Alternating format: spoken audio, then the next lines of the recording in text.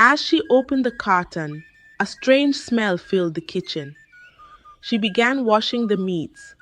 Suddenly, her fingers brushed against something hard, a human finger. In the outskirts of a big city stood a grand house, surrounded by a sprawling garden with neatly trimmed hedges and vibrant flowers.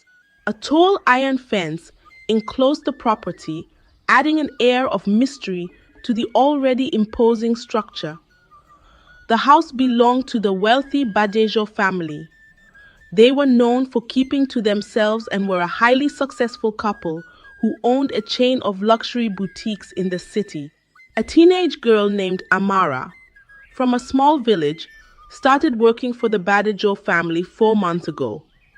At first, it seemed like a good job. They paid her well, and she had enough to eat, but she was never allowed to leave the house. The workload was heavy, and she often found herself cleaning, cooking, and running errands for long hours without much rest. Despite the workload, she wasn't unhappy, but something always felt off. Mr. Badejo and his wife, Madame Remy, had peculiar habits. They never ate beef, goat meat, chicken, or fish. Instead, they always requested one specific type of meat that Amara couldn't quite identify. It looked like pork, but the texture and color were slightly different. Whenever Amara asked about it, Madame Remy would just brush her off, saying it was a special delicacy from her hometown. Amara tried to ignore her growing unease, convincing herself that it was none of her business. One evening, as she was walking past the study, she overheard Mr. Badejo muttering something about a shipment while Madame Remy hushed him sharply. The tone of their voices sent a chill down her spine, but she quickly walked away, pretending not to have heard anything. Maybe the couple had strange tastes, or maybe it was for health reasons. However, her suspicions were aroused further when she noticed that no one else in the household ate the strange meat.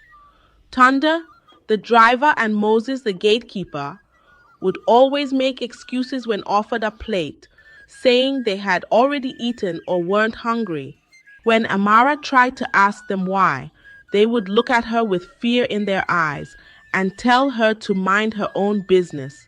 One day, Madame Remy came home with a large carton of the mysterious meat. Amara was instructed to prepare it immediately. As she opened the carton, a strange smell filled the kitchen, different from anything she had encountered before. She began washing the meats, her hands working mechanically as her mind drifted towards her family back home.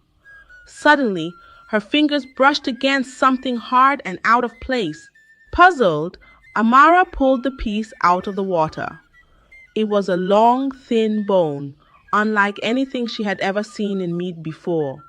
She continued to inspect it, her heart pounding, and then her eyes fell on something that made her gasp and drop the meat on the floor, a human finger.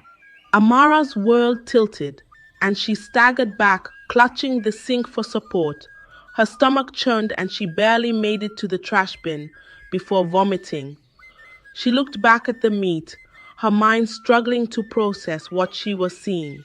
It can't be true, she thought to herself. Her mind raced. How many times had she cooked this meat?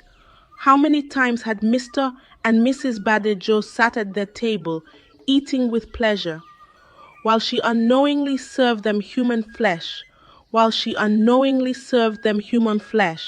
She felt sickened, guilty, and terrified all at once. What kind of people were they? And, more importantly, what would happen if they found out she knew? Amara knew she had to get out of that house, but escaping was easier said than done. The gates were always locked, and Moses, the gatekeeper, never allowed anyone to leave the house without Mr. or Mrs. Badejo's permission. Tunde, the driver, was equally unfriendly and would not help her, no matter how much she pleaded.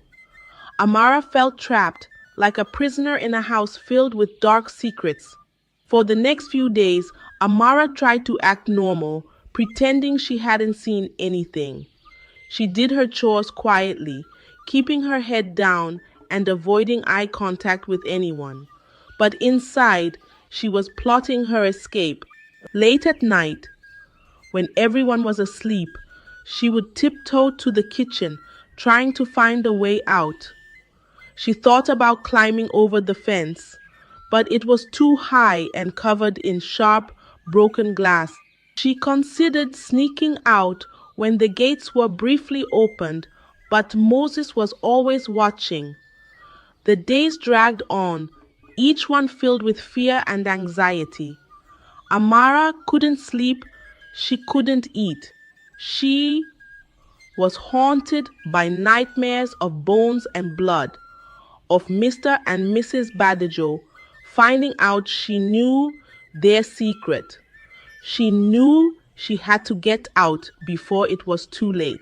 One morning, as Amara was cleaning the living room, she overheard Madame Remy on a phone call. She was talking in a hushed tone, her voice calm but menacing. "Make sure the delivery is on time," Madame Remy said. "We have guests this weekend, and they are expecting something special." Amara's blood ran cold. Who were these guests, and what did Madame Remy mean by something special? The thought that the Badajos were not just eating human flesh, but possibly serving it to others made Amara's skin crawl. She knew she had to leave that day, no matter the cost. That evening, Amara made her first attempt to escape. She packed a small bag with her most important belongings and waited until the house was quiet. She sneaked down to the back door, hoping to slip past Moses while he was on his usual night rounds.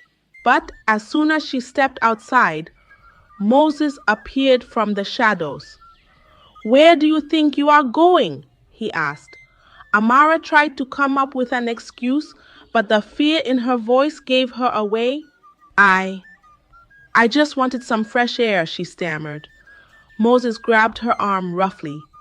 "Get back inside. You know the rules. No one leaves this house." Defeated, Amara returned to her room, tears streaming down her face. She was scared, but she refused to give up. She had to be smart and think of another way. Days went by, and Amara tried to gain Moses' trust, bringing him extra food and helping him with his chores. But Moses remained cold and distant, unwilling to be swayed by her kindness. Then, one fateful afternoon, Amara noticed something that gave her a glimmer of hope. Tunde, the driver, was always careful about locking the car doors when he parked. But on this particular day, he was distracted, talking loudly on his phone as he stepped away. Amara saw that he had left the back door of the car slightly open. A plan formed in her mind. She would hide in the car and wait for Tunde to leave the compound. It was risky, but it was her only chance. She quickly packed her bags again, making sure the bag was small and light. When the time was right, she slipped into the back seat, crouching down and pulling a blanket over herself to stay hidden. Her heart pounded like a drum in her chest as she lay still, every beat echoing in her ears. The faint hum of the car engine and the occasional creak of the vehicle added to her mounting tension as she prayed that no one would find her. Minutes felt like hours, and just when she thought she couldn't bear the suspense any longer, Tunde returned. He started the engine and drove towards the gates. Amara held her breath as Moses opened the gate, letting the car out. For the first time in months, Amara felt a surge of hope, but her relief was short-lived. Tun stopped at a nearby market where he usually ran errands for the Badejos. Amara knew she had to get out before Tunde noticed her, so she quietly slipped out of the car and blended into the crowd. She didn't stop running until she was far away from the market, where the air was thick with the aroma of spices, the chatter of vendors, and the clatter of carts. The vibrant stalls selling fruits and textiles blurred past her as she pushed her way through the crowd, her heart pounding with urgency. Her legs were aching and her lungs were burning. Amara found her way to the nearest police station, shaking as she told the officers everything she had seen. At first, they were skeptical, finding it hard to believe that such a respected couple could involve themselves in something as horrific as that. But Amara's fear and sincerity were impossible to ignore. They launched an investigation, and what they discovered shocked the entire city. Madame Remy had been part of a black market ring that trafficked human organs and meat. The strange meat she brought home was sourced from illegal slaughterhouses run by a network of criminals. The police raided the Badajos' home, uncovering evidence that linked them to the gruesome trade. Mr. and Mrs. Bajo were arrested, and their dark secrets were exposed. Amara's bravery in coming forward helped save countless lives and brought justice to those who had been exploited by the sinister ring. She found a safe place to stay and started a new job far away from the horrors she had escaped. Though the memories would always haunt her, she knew she had done something great. Mr. and Mrs. Badajo spent the rest of their lives in jail. And that was how the story of Amara, the brave girl, ended. The moral of this story is this: never ignore your instincts. When something feels wrong, even if it's hidden behind a facade of wealth and respectability, the truth may be hard to face, but it's always better to confront it than to live in fear and ignorance. Your courage to speak out can make a difference, not just for yourself, but for others who are trapped in dangerous situations. Trust your gut and don't be afraid to seek help when you need it. Thank you all for your incredible support and encouragement. Your love and trust inspire us to continue sharing meaningful stories and spreading positivity. Together, let's keep uplifting one another and creating a ripple of inspiration. Wishing everyone happiness, success, and the courage to shine in your own unique way. Once upon a time, in a lovely and beautiful village full of laughter and sunshine, there lived a woman named Adia. Adia was not just any woman. She was the village hairdresser. Her small heart was always bustling with activity, filled with the sweet scent of coconut oil and the laughter of women waiting for their turn. Everyone in the village loved her because she could twist and turn hair into beautiful styles. She had a daughter named Kobe, who was as bright as the morning sun. Kobe, Adia's daughter, was a young girl with a heart as pure as the clear village stream. Her smile could light up the darkest room, and her laughter was contagious. Kobe loved to watch her mother work, often sitting cross-legged on a colorful woven mat beside her. She learned how to braid hair by watching the swift movements of Adia's fingers, the rhythmic sound of the wooden comb parting the hair echoing through the hut. Even though she was still little, Kobe started helping her mom with simple hairstyles, and the people in the village adored her for her kindness and the small, perfect braids she could do. Life wasn't always easy for Adia and Kobe. Adia's husband and Kobe's father had gone to the stars a few years back, leaving them to face the world on their own. But Adia was strong, and she loved her daughter more than anything. She worked hard every day to make sure they had enough to eat and that Kobe could have a happy life full of laughter and love. The villagers respected Adia, not just for her talent with hair, but also for the way she raised Kobe. Everyone could see the love and respect between mother and daughter. They would often say, "Look at Adia and Kobe. What a beautiful bond they share. It's like the warmth of the sun on a cool morning." And so, amidst the mango trees and under the vast African sky, Adia and Kobe lived their lives, weaving not just hair, but the stories of all who came to sit with them. The village was their home, and in it they found joy, friendship, and the strength to face each new day together. Every evening, after the day's work was done, Adia and Kobe would sit outside their hut under the shade of an old baobab tree. They would eat roasted yams and honey, laughing and telling stories until the stars began to twinkle in the sky. As time danced by, the little village under the big African sky saw many seasons change. Kobe became a strong young girl, like a flower blooming brightly in the sun. But something else changed. Kobe, who used to listen to her mother, started to march to her own beat. She stopped helping Adia with the hair braiding, and her once kind words turned sharp. She wanted her mother to do everything for her, forgetting the bond they shared. Adia's heart felt heavy, like a cloud ready to rain. She tried to speak to Kobe, to remind her of the love, the respect, and the kindness they once shared. But Kobe, like a river, flowed on her own path, away from her mother's words. The once close-knit tapestry of their lives started to unravel, setting the stage for a tale of growth, choices, and lessons to be learned. Adia, the hair-making woman, worried a lot about Kobe, her daughter. She saw Kobe not listening and not being nice like before. Adia tried talking to her. She said, "Kobe, my child, remember to be kind, listen well, and help others. It's good for the heart." But Kobe just wouldn't listen.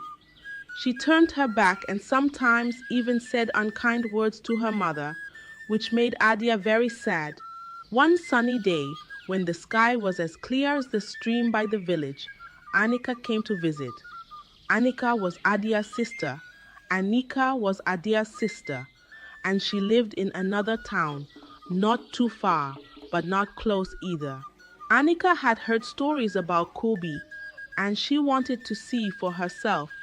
When Anika arrived, Kobe didn't show respect.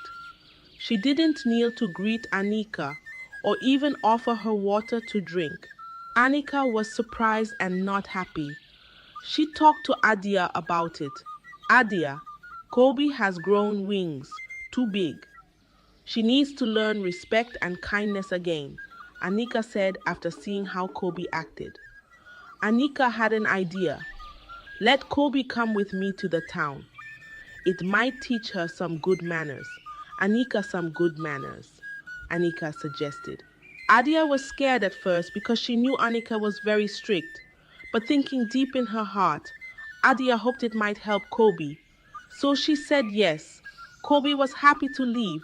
She thought, "I'll see new places and have fun." She packed her things, not knowing this journey was more about learning than fun. The next morning, with her bag packed, Kobe left with Anika to the town, leaving Adia, hoping her daughter would find her way back to being the kind and loving Kobe she once knew. Kobe and Anika arrived in the town, a place buzzing like a beehive with sounds and sights new to Kobe. The air was filled with the scent of freshly baked bread from the market stalls, and the streets were busy with people haggling over prices. Anika's house was different from the cozy hut in the village.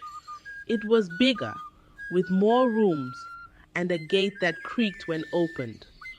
At first, Kobe was like a mouse, quiet and careful. She helped Annika in the house, sweeping the floors and going to the market. Annika was strict, and Kobe didn't dare say no. She remembered her mother's gentle face and thought maybe being helpful is good.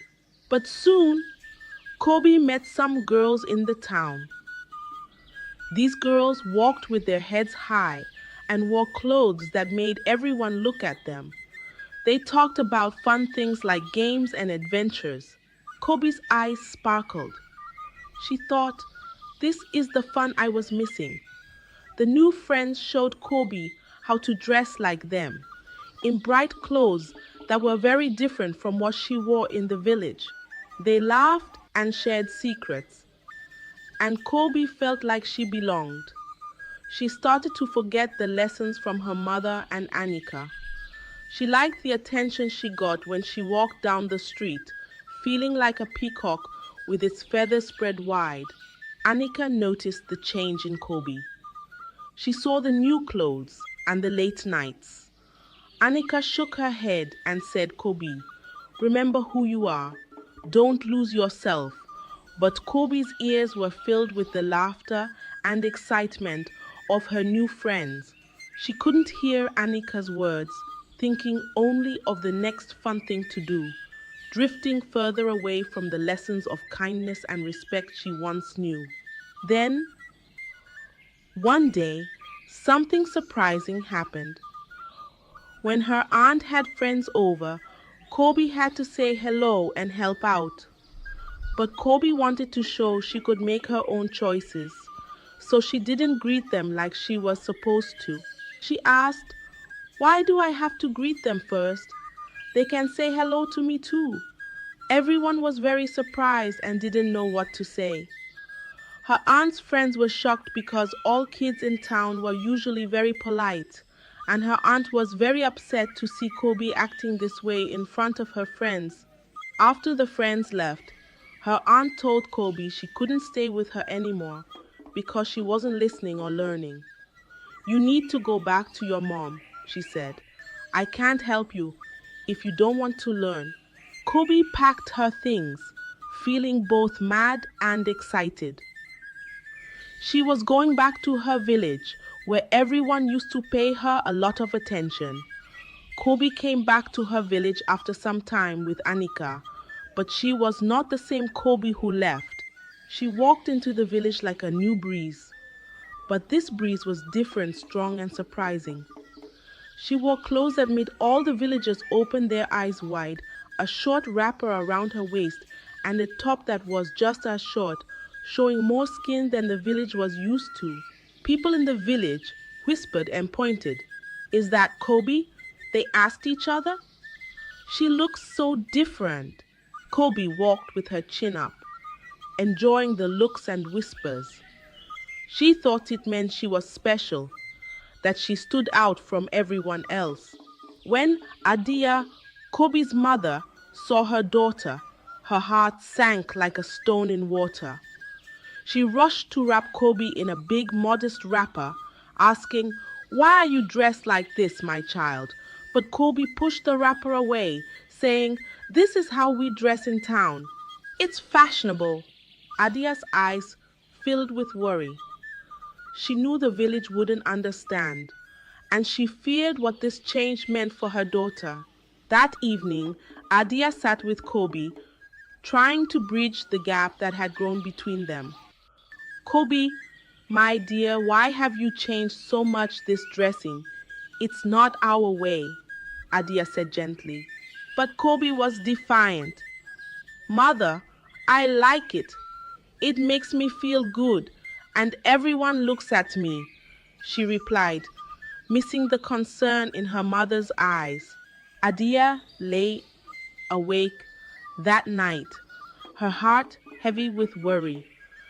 She thought about the respect and values she had tried to instill in Kobe, now seemingly washed away like footprints in the sand.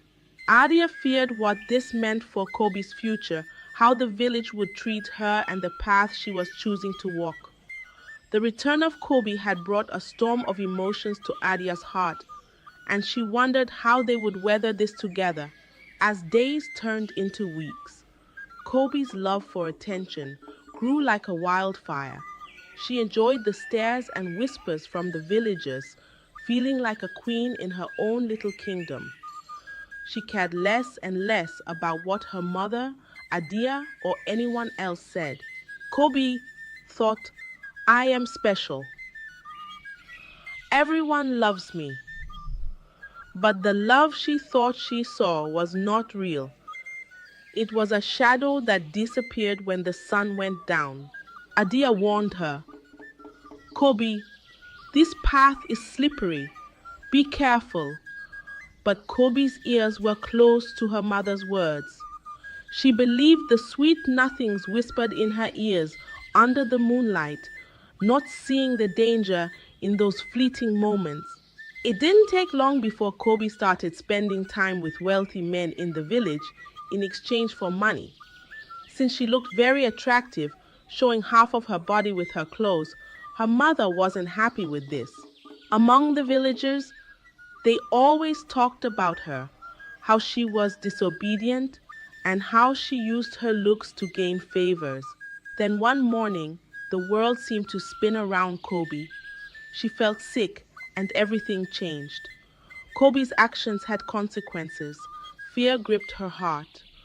Who will help me now, she wondered, her mind racing through the faces of people who had admired her.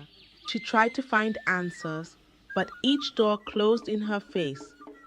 The people who had once chased her now turned away, saying, We want nothing to do with this. Adia was very sad and told Kobe, I warned you, but you didn't listen. Kobe felt really bad and ran to her room to cry. She knew she had made some big mistakes and started to regret them. But deep down, she didn't want to believe everything was ruined. Kobe knew she needed help, so she went to see the people she had been with. She hoped one of them would want to help her. But when she went to their houses, they all turned her away. The wealthy men said they already had families and couldn't help her. The young and handsome men didn't want to believe the problem could be theirs. They all said, Why would we help someone who acts like you? What kind of lessons would you teach our children?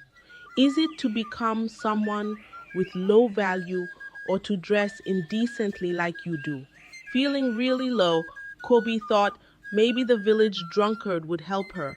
But even he said no. He told Kobe, the way you dress and act made us notice you, but that's not what we want in a friend. We were just having fun. Now, Kobe felt truly alone. Not even the drunkard wanted to help her. She realized that all the warnings from her mom and aunt were right.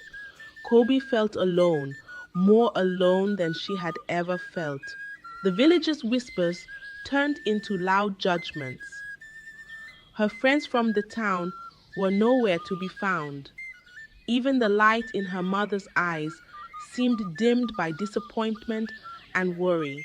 The rejection was a cold shower on Kobe's fiery spirit. She realized the cost of her choices, the weight of her actions. She had sought attention, but now she craved invisibility.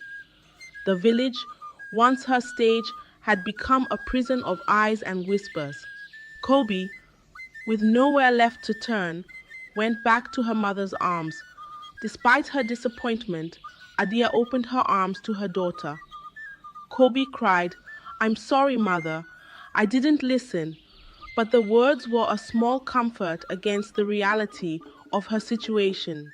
The consequences of her choices had caught up with her, leaving her to face a future filled with uncertainty and the hard lesson that some attention comes with a price far too high. Then, Kobe found herself at a crossroads.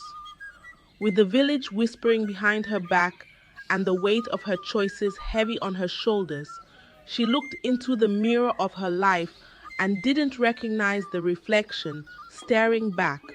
Her heart, once light and joyful, now carried the burden of regret.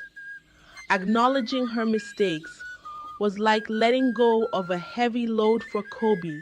She decided to leave the village, not to run away from her problems, but to learn, to grow, and to return as the Kobe her mother raised her to be. She packed her belongings, her heart filled with a mix of sadness and hope. Kobe's departure was quiet, with only Adia waving her off. She didn't know where her journey would take her, but she carried with her the lessons of the past and the hope for a better tomorrow. Kobe traveled far, to a land where no one knew her story. She started fresh working, learning, and most importantly, reflecting on the person she wanted to become. Kobe's story became one of reflection and redemption, a tale whispered in the village as a reminder that being obedient is a great virtue and dressing indecently just to get attention usually leads to a result that one might not be happy with, because no responsible person would want someone whom everyone has seen in an inappropriate light. And so our tale ends, not with a goodbye, but with a promise of new beginnings, a reminder that it's never too late to change our story. I hope you enjoyed the tale. If so, please like the video, share it with your family and friends, comment on it, and don't forget to subscribe to the channel and turn on the notification bell for more enchanting tales like this one. Goodbye.